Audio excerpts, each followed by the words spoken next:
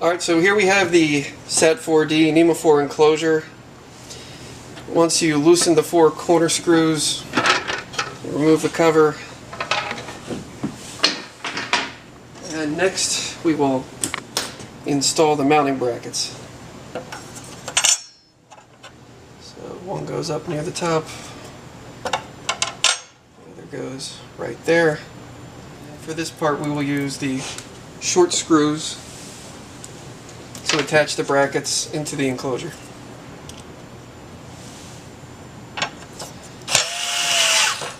We're not going to completely tighten them just yet, so that we can line up the axe tracker transmitter before we tighten everything up. So before we put the axe tracker in the enclosure, we're going to connect the cable and thread it through the connector. And we'll do that first. We'll connect this to the axe tracker transmitter. We'll put this in the enclosure. Like that, and then line it up with the holes. Next we'll put the screws in.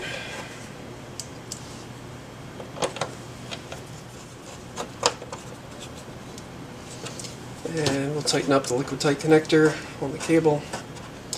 Secure that. Alright. And now we'll put the lid back on.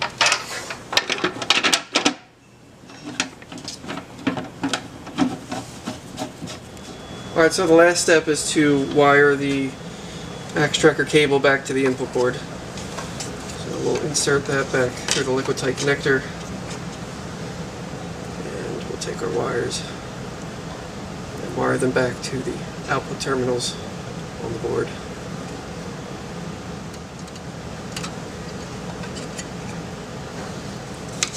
And we tighten up the liquid tight connector. That's it.